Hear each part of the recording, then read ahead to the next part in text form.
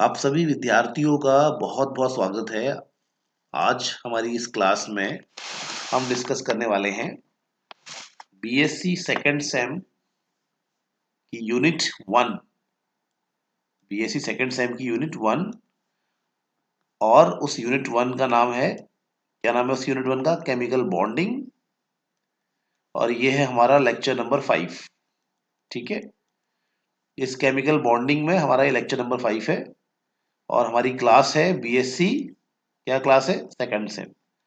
ये टॉपिक केवल BSc second same के लिए नहीं है, ये टॉपिक हमारा 12th क्लास के बच्चों के लिए, 11th क्लास के बच्चों के लिए, और जो बच्चे किसी कंपटीशन की तैयारी कर रहे हैं, लेक्चरार के लिए रेडी हो रहे हैं, जो बच्चे किसी कंपटीशन की तैयारी कर रहे हैं, जैसे नीट की तैयारी कर रहे हैं, किसी और दूसरे कंपटीशन की तैयारी कर रहे हैं, उनके लिए भी ये हेल्पफुल है, तो वो भी देख सकते हैं। ठीक है, तो हमें यहाँ पर हमारे पास क्वेश्चन है कि हमें हाइड्रो H2 प्लस, H2 और H2 माइनस, इसको हमें स्टेबिलिटी के बढ़ते हुए क्रम में रखना है। ठीक है, हमें इसको स्टेबिलिटी के इंक्रीजिंग ऑर्डर में रखना है। अब हमारे पास, और हम किस, इसमें यहाँ पे क्या यूज करेंगे, कौन सी थ्योरी का यूज करेंगे? तो हम यहाँ मॉलिक्यूलर ऑर्बिटल थ्योरी के बेस पे इनको स्टेबिलिटी के इसी ऑर्डर पे रख सकते हैं। तो उसके लिए करना क्या है आप लोगों ने बच्चों? तो हम आंसर स्टार्ट करते हैं। चलिए, ऊपर वाले का नाम लेके सबसे पहले हम क्या कर लेते हैं, हम यहाँ पे ऐसे करके 3 लाइन यहाँ पे ड्रॉ कर लेते हैं। ओके, सबसे पहले तो हम इनका इलेक्ट्रॉनिक कन्फिग्रेशन लिखेंगे। थोड़ा सा नीचे लाते हैं इसको। ओके, ठीक है, तो हम यहाँ पे 3 लाइंस को ड्रॉ करते हैं और यहीं पे हम सारी बातों को समझने की कोशिश करेंगे। ओके, तो सबसे पहले हम बनाते हैं H2 का, हमारा हाइड्रोजन मॉलिक्यूल का बनाते हैं यहाँ पे एमओ डायग्राम। हम यहाँ पे हाइड्रोजन मॉलिक्यूल का क्या बनाने वाले हैं? मॉलिक्यूलर ऑर्बिटल डायग्राम बनाने वाले हैं। तो हाइड्रोजन मॉलिक्यूल में टोटल इलेक्ट्रॉन को काउंट करते हैं। तो टोटल इलेक्ट्रॉन काउंट करने के लिए कैसे काउंट करेंगे? एक हाइड्रोजन के एटम में एक इलेक्ट्रॉन होता है ना, पता है आपको, क्योंकि उसका एटॉमिक नंबर 1 होता है। तो hydrogen is the simplest element. तो हाइड्रोजन का एटॉमिक नंबर 1 होता है, यानी कि उसमें एक इलेक्ट्रॉन है, और दूसरे हाइड्रोजन में भी एटॉमिक नंबर 1 है, तो उसमें भी एक इलेक्ट्रॉन है। तो टोटल यहाँ पे हाइड्रोजन के पास कितने इलेक्ट्रॉन हो गए? 2 इलेक्ट्रॉन हो गए। ठीक है, ओके। नाउ इसका हम बनाएंगे ammo diagram. Ammo diagram, ammo diagram यानी कि मॉलिक्यूलर ऑर्बिटल डायग्राम। हम इसका मॉलिक्यूलर ऑर्बिटल डायग्राम बनाएंगे। तो मॉलिक्यूलर ऑर्बिटल डायग्राम कैसे बनता है बच्चों?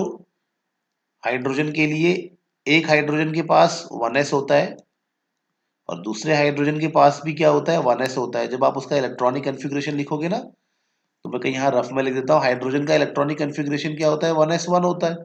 ठीक है, तो एक हाइड्रोजन का 1s और दूसरे हाइड्रोजन का 1s जब आपस में मिलते हैं तो क्या बनाते हैं? बहुत ही सिंपल है, जब एटॉमिक ऑर्बिटल मिलते हैं तो क्या बनाते हैं? मॉलिक्यूलर ऑर्बिटल बनाते हैं। तो जब एक हाइड्रोजन का 1s दूसरे हाइड्रोजन के 1s से कंबाइन होता है, तो यहाँ पे हमारे पास 2 मॉलिक्यूलर ऑर्बिटल बनते हैं। एक मॉलिक्यूलर ऑर्बिटल होता है सिग्मा 1s, और दूसरा मॉलिक्यूलर ऑर्बिटल होता है सिग्मा स्टार 1s। इसको बोलते हैं, एक को बोलेंगे बॉन्डिंग मॉलिक्यूलर ऑर्बिटल, ये हमारा बॉन्डिंग मॉलिक्यूलर ऑर्बिटल है, और ये हमारा एंटी बॉन्डिंग मॉलिक्यूलर ऑर्बिटल है। ठीक है, चलिए अब इसमें हम इलेक्ट्रॉन्स को भरेंगे। तो इलेक्ट्रॉन्स कितने हैं? 2 इलेक्ट्रॉन्स हैं। तो ये हाइड्रोजन मॉलिक्यूल हो गया, बीच में हाइड्रोजन मॉलिक्यूल है, तो ऐसे H2 मॉलिक्यूल लिख देता हूं। अब इसमें हमें इलेक्ट्रॉनों को भरना है। तो 2 इलेक्ट्रॉन भरने हैं हमने। हमारे पास कितने इलेक्ट्रॉन है? टोटल 2 इलेक्ट्रॉन है। तो 2 इलेक्ट्रॉन भरने हैं, तो वो इलेक्ट्रॉन कहाँ भरेंगे? सबसे पहले तो हम नीचे भरेंगे, यहाँ भरते हैं 2 इलेक्ट्रॉन। ठीक है, तो यहाँ पर हम अपने 2 इलेक्ट्रॉन को भरेंगे। तो पहले इस ऑर्बिटल को भरा जाएगा, और जब हमारे पास ज्यादा इलेक्ट्रॉन होंगे तो वो ऊपर जाएगा। ठीक है, ऐसा कौन कहता है? ऐसा कहता है अफबाउ। अफबाउ कहता है कि हमें पहले लोअर एनर्जी के ऑर्बिटल को भरना चाहिए, और फिर हमें हायर एनर्जी के ऑर्बिटल को फिल करना चाहिए। तो हमारे पास 2 इलेक्ट्रॉन है, तो 2 इलेक्ट्रॉन हमने यहाँ भर दिए, क्योंकि हमारे पास इलेक्ट्रॉन खत्म हो गए तो ये ऐसा ही रह गया। चलिए अब हम करते हैं, ये हमारा H2 मॉलिक्यूल का एमो डायग्राम है। अब हम H2 प्लस का देखते हैं, ठीक है। तो H2 प्लस में टोटल इलेक्ट्रॉन निकालते हैं बच्चों। H2 प्लस में टोटल इलेक्ट्रॉन निकालेंगे। तो एक H में कितने इलेक्ट्रॉन होते हैं? एक इलेक्ट्रॉन होता है। दूसरे H में कितने इलेक्ट्रॉन होंगे? दूसरा इलेक्ट्रॉन होगा। अच्छा, इसमें पॉजिटिव चार्ज भी तो है। पॉजिटिव चार्ज का मतलब एक इलेक्ट्रॉन चला गया, ठीक है। जब कोई इलेक्ट्रॉन दे देता है तो उसको पॉजिटिव चार्ज कहते हैं। तो इसका मतलब इसमें कितने इलेक्ट्रॉन बच गए? केवल एक ही इलेक्ट्रॉन बचा है। चलिए अब इसका एमओ डायग्राम बनाते हैं। एमओ यानी कि मॉलिक्यूलर ऑर्बिटल डायग्राम बनाएंगे हम इसका, ठीक है। तो इसका एमओ डायग्राम बनाने की कोशिश करते हैं। तो इसका एमओ डायग्राम बनाने के लिए हमें वही करना पड़ेगा जो यहाँ हुआ है। तो यहाँ पर एक H आएगा, उसका 1s मिलेगा। फिर यहाँ पे दूसरा H आएगा, उसका भी 1s आएगा। फिर ये आपस में मिलेंगे और मिलके आपस में क्या बनाएंगे? Molecular orbital. तो एक मॉलिक्यूलर ऑर्बिटल बनेगा जिसको कहेंगे हम सिग्मा 1s, और दूसरा मॉलिक्यूलर ऑर्बिटल बनेगा जिसको जिसको कहेंगे सिग्मा स्टार 1s। एक को बॉन्डिंग कहते हैं, एक को एंटी बॉन्डिंग कहते हैं, ठीक है। ओके, तो ये हमारा किसका हो गया? ये हमारा H2 पॉजिटिव का एमओ डायग्राम हम दिखा रहे हैं। चलिए इसमें इलेक्ट्रॉन भरते हैं। तो क्योंकि हमारे पास तो अब एक ही इलेक्ट्रॉन है ना, एक ही इलेक्ट्रॉन है, तो एक ही इलेक्ट्रॉन भरा जाएगा नीचे। तो ये एक इलेक्ट्रॉन भरा जाएगा। इलेक्ट्रॉन को हाफ एरो से दर्शाया जाता है, ठीक है। अगर एरो को ऊपर दिखाया गया है तो हम ये मान के चलते हैं कि इलेक्ट्रॉन क्लॉकवाइज घूम रहा है। अगर इलेक्ट्रॉन को नीचे दिखाया गया है तो ये मान के चलते हैं कि इलेक्ट्रॉन एंटी क्लॉकवाइज घूम रहा है, ठीक है। ओके, चलिए अब यहाँ पे आते हैं और यहाँ पे H2 माइनस का हम क्या करेंगे? H2 माइनस का, सॉरी, यहाँ पे हम H2 माइनस का इलेक्ट्रॉनिक कन्फिग्रेशन बनाएंगे। तो H2 माइनस का इलेक्ट्रॉनिक कन्फिग्रेशन बनाने के लिए हम क्या लेंगे? टोटल इलेक्ट्रॉन्स ले लेंगे। तो टोटल इलेक्ट्रॉन कितने हो जाएंगे? एक H में एक इलेक्ट्रॉन, दूसरे H में दूसरा इलेक्ट्रॉन। अरे यार, माइनस चार्ज भी तो है। माइनस चार्ज का मतलब एक एक्स्ट्रा इलेक्ट्रॉन आ जाएगा, ठीक है। प्लस का मतलब निकालना है और माइनस का मतलब ऐड करना है। तो यहाँ पे टोटल कितने इलेक्ट्रॉन हो जाएंगे? 3 इलेक्ट्रॉन हो जाएंगे। चलिए अब इसका एमो डायग्राम बनाने की कोशिश करते हैं। ओके, तो इसका एमो डायग्राम कैसे बनेगा? तो इसका एमो डायग्राम भी हम बनाते हैं, ठीक है। इसका एमो डायग्राम बनाने के लिए आपको क्या करना होगा? इसका एमो डायग्राम बनाने के लिए वही सेम टू सेम, एक हाइड्रोजन का 1s और दूसरे हाइड्रोजन का भी 1s, ठीक है। हम इनको लेके चलेंगे, तो हम इनको मिला देंगे, then we will combine them, और हमारे पास दो नए मॉलिक्यूलर ऑर्बिटल आ जाएंगे। We will have two new molecular orbital now. एक मॉलिक्यूलर ऑर्बिटल क्या कहलाएगा? सिग्मा 1s, एंड दूसरा मॉलिक्यूलर ऑर्बिटल क्या कहलाएगा? Sigma star 1s। तो one molecular orbital is known as sigma 1s and another molecular orbital is known as sigma star 1s, ठीक है। तो अब हम क्या करेंगे बच्चों? इसमें हम इलेक्ट्रॉन्स को भरेंगे। चलिए इसमें इलेक्ट्रॉन्स को भरते हैं हम। तो हमारे पास how many electrons we have? हमारे पास कितने इलेक्ट्रॉन है बच्चों? 3 इलेक्ट्रॉन है। हमारे पास 3 इलेक्ट्रॉन है, तो यहाँ पे 3 इलेक्ट्रॉन को भरना है। तो 3 इलेक्ट्रॉन को कैसे भरेंगे? 3 इलेक्ट्रॉन को भरने के लिए हम ऐसे भरेंगे कि भाई सबसे पहले 2 इलेक्ट्रॉन तो नीचे भरे जाएंगे और एक बचा हुआ इलेक्ट्रॉन ऊपर भर देंगे। तो ये हमने इनका एमओ डायग्राम बना दिया है। अब हम इनका क्या करते हैं बच्चों? अब हम इनका अब हम इनका बॉन्ड ऑर्डर निकालते हैं सभी का। तो यहाँ पर बॉन्ड ऑर्डर निकालेंगे। इस केस में हाइड्रोजन के केस में बॉन्ड ऑर्डर निकालेंगे। यहाँ पर हम H2 प्लस के केस में बॉन्ड ऑर्डर निकालेंगे, और यहाँ पे हम H2 माइनस के केस में बॉन्ड ऑर्डर निकालेंगे। और बॉन्ड ऑर्डर के आधार पे ही हम स्टेबिलिटी को बता पाएंगे, ठीक है। तो बॉन्ड ऑर्डर निकलेगा, तो बॉन्ड ऑर्डर से ही स्टेबिलिटी मालूम चलती है, इसको याद रखना है आपने, ठीक है। तो स्टेबिलिटी पता करते हैं। तो बॉन्ड ऑर्डर पता है आपको फॉर्मूला? बॉन्ड ऑर्डर का फॉर्मूला होता है bonding molecular orbital minus anti bonding molecular orbital बट्टा 2, ठीक है। तो यहाँ पे बॉन्डिंग मॉलिक्यूलर ऑर्बिटल कितने हैं बताइए? यहाँ पर तो बॉन्डिंग मॉलिक्यूलर ऑर्बिटल में 2 ही इलेक्ट्रॉन है, यानी कि बिना स्टार वाले ना। तो जिसमें स्टार नहीं होगा उसको बोलते हैं बॉन्डिंग मॉलिक्यूलर ऑर्बिटल। जिसमें स्टार होता है उसको बोलते हैं एंटी बॉन्डिंग मॉलिक्यूलर ऑर्बिटल। तो यहाँ पर तो हमारे बॉन्डिंग मॉलिक्यूलर ऑर्बिटल में कितने इलेक्ट्रॉन है? बॉन्डिंग मॉलिक्यूलर ऑर्बिटल में 2 इलेक्ट्रॉन है, और एंटी बॉन्डिंग मॉलिक्यूलर ऑर्बिटल में तो इलेक्ट्रॉन है ही नहीं। तो यानी कि यहाँ पे 2/2 यानी कि कितना आ जाएगा? 1 आ जाएगा। ठीक है, तो यहाँ पे हमारा इस केस में हमारा एमओ इस केस में हमारा बॉन्ड ऑर्डर कितना आ गया? 1 आ गया। दूसरे केस में देखते हैं, यानी कि H2 नेगेटिव वाले केस में देखते हैं। ये H2 नेगेटिव है कि H2 पॉजिटिव है? H2 पॉजिटिव है। ठीक है, H2 पॉजिटिव वाले केस में देखते हैं कि हमारा बॉन्ड ऑर्डर कितना आएगा।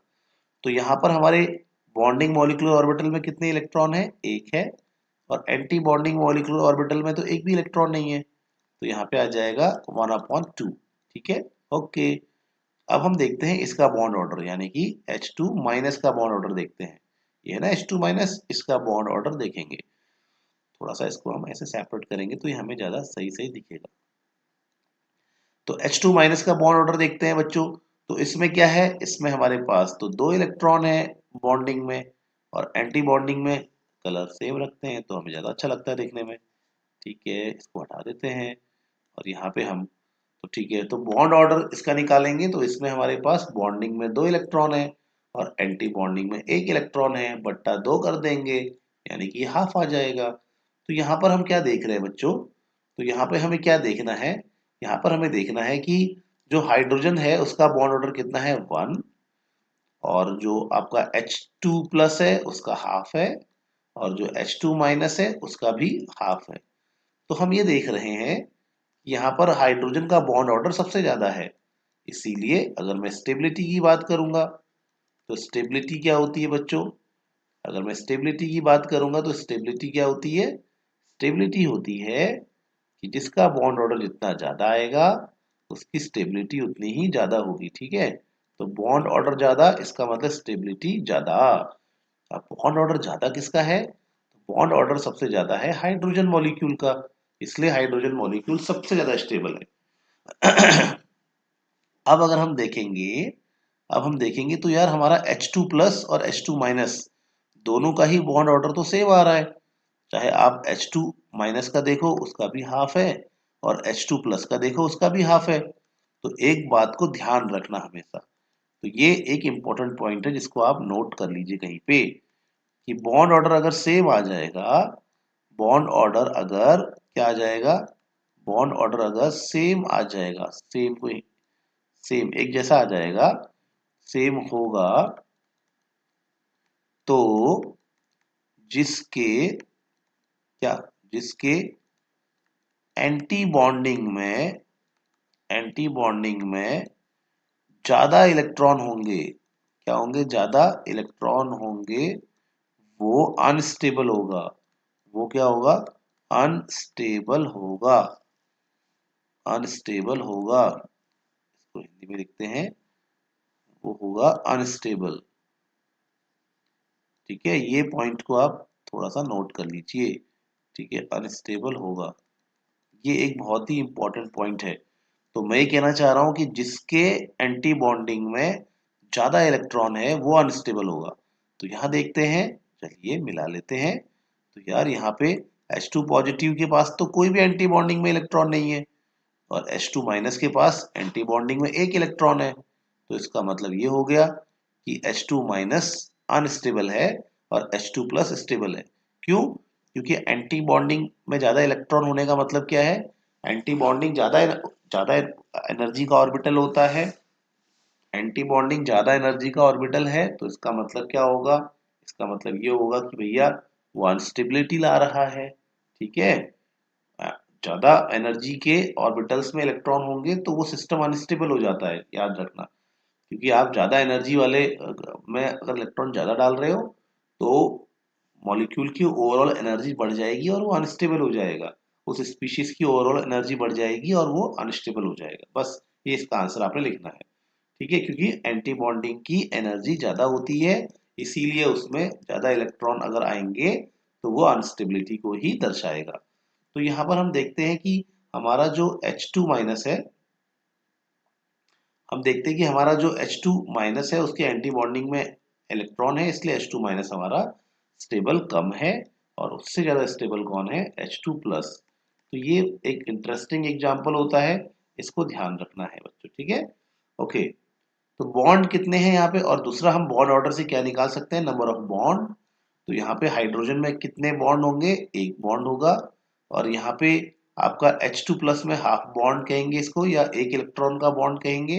वैसे ही H2 माइनस में भी हम क्या बोलते हैं,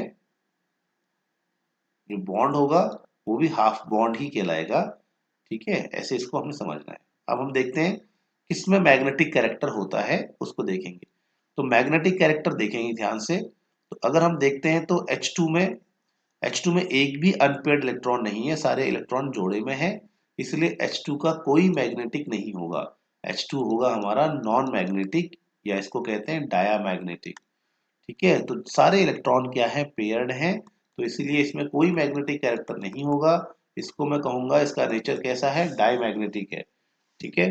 और अगर मैं देखूं H2 प्लस को, तो हाँ भाई इसमें एक अनपेयर्ड इलेक्ट्रॉन है, तो ये हो जाएगा हमारा पैरामैग्नेटिक, तो ये पैरामैग्नेटिक हो जाएगा। और H2 माइनस को देखूं, तो इसमें भी एक अनपेयर्ड इलेक्ट्रॉन है, तो यानी कि ये भी मैग्नेटिक कैरेक्टर शो करेगा, इसको बोलेंगे पैरामैग्नेटिक। तो ये हमारे पास एक पैरामैग्नेटिक की स्पेलिंग क्या होती है, पैरामैग्नेटिक, पीछे पीछे को इरेज हो जाएगा क्योंकि ये लेजर से लिख रहा हूं मैं, तो ये पैरामैग्नेटिक हो जाएगा, ठीक है। तो आप समझ लेना क्या बोला मैंने, इसमें दो सभी इलेक्ट्रॉन पेयर्ड हैं इसलिए ये डायमैग्नेटिक, ठीक है। इसमें अनपेयर्ड इलेक्ट्रॉन है इसलिए ये पैरामैग्नेटिक, इसमें भी अनपेयर्ड इलेक्ट्रॉन है इसलिए ये भी पैरामैग्नेटिक कैरेक्टर का हो जाएगा। थैंक यू बच्चों, अगली क्लास में हम अगले टॉपिक को डिस्कस करेंगे। Bye bye, take care.